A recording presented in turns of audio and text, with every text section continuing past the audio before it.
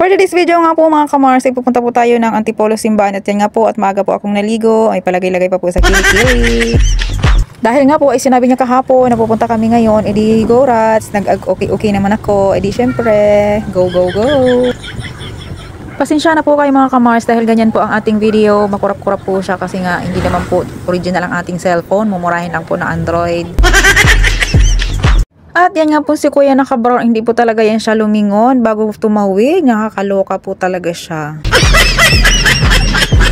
Ay naku mga loves, kung tayo po ay tatawid ha, tingin-tingin po tayo side by side para po iwas po tayo disgrasya. Dahil kawawa naman po yung driver, kahit hindi naman po niya kasalanan ay magiging panagutan pa rin po nila yan, yung mga ganyang bagay po.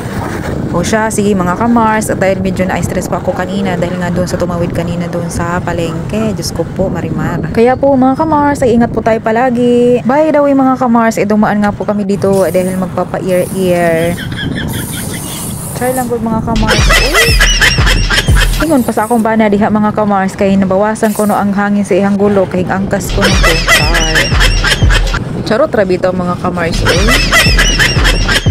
By the way po mga kamars, dito po tayo sa gate 2 at madadaanan po natin dito ang pinaka-paborito ng mga bata. Alam nyo na po kung sino, si Jollibee. Ayan po siya mga kamars sa gate 2. At madadaanan po natin dito sa kabila yung CMA na yan. Yan po yung pinakamalaking pamalingkian namin dito. Kapag po may datong-datong tayong konti, dyan po tayo pupunta at mamalingki. Ganda po talaga doon mga kamars kasi nga po makakapamili ka ng isda na fresh.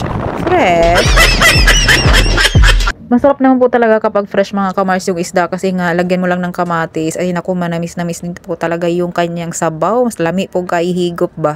At dito naman po sa part 10 mga kamars, yung itim na sasakyan na yan. Dahil nga po ay nag-overtake yan sa amin, ay bigla po siyang sumayaw. Natulas po yung gulong niya, Diyos ko po. Dito po sa part na to, basa po yung kalsada, kaya po nagiwang-giwang po siya nung naka-overtake na po siya sa amin. At nagmamadali po siya, akala mo ay may hinahabol. Sa mga driver po, pwede naman po magdahan-dahan tayo para po iwas disgrasya. Kahit na hindi gaanong mabilis, basta't medyo mabagal lang, ay makakarating naman po tayo sa ating pupuntahan. At ito nga po mga kamars, ang Robinson na to ay dito nga rin po nagtatrabaho ang ating pinsan. Ito po siya nag-duty. Ngayon po ay pang-umaga po siya, 11 to 11. Sa mga hindi po nakakaalam at uuwi po kayo ng probinsya, meron po dito sa Robinson ng Antipolo ay meron po dito ang sakayan ng bus papunta ng probinsya. Di na po kayo mahihirapan at medyo malapit-lapit na rin po dito. At kung para naman po sa akin ay medyo okay po dito kaysa naman po pupunta pa kayo ng Cubao at medyo mahirapan po kayo doon sa babaan at malayo-layo pa po yung lalakarin ninyo. Mas okay na po dito kasi nga malapit lang po siya, hindi pa gaanong traffic mga kamars. At yan po mga kamars at lusot-lusot lang po kami dyan. Dito mga kamars no, lusot-lusot ramanggod basta ka na ang nakamotor ka. Ano pansin ko? Yan na po mga kamars, malapit na rin po tayo sa simbahan. Nagabay na simba po tayo dyan. Kapay na tayo. Dadaan nga po tayo dito mga kamars dahil dito po tayo magpa-park. Dito po tayo tinuro ni Manong sa pinakadulo. Let's go!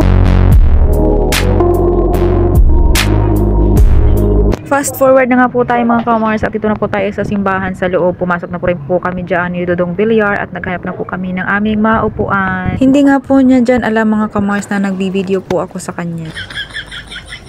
A few moments later. Oh, alam niyo na mga kamars, picture muna bago uwi. At paglabas nga namin dyan mga kamars ay init nga po, sirang-sira yung pagbubuka. At yan po mga kamars, siya na lang din po ang pumunta doon sa dulo para kunin yung motor. Hindi kasi niya sa akin, ay bilisan na namin kasi nga ay parang uulan na. Okay, let's go mga kamars! Dinhi na lang ko to bang atong video mga kamars. Unya, sa susunod na lang po ulit. Bye-bye! Love you mama!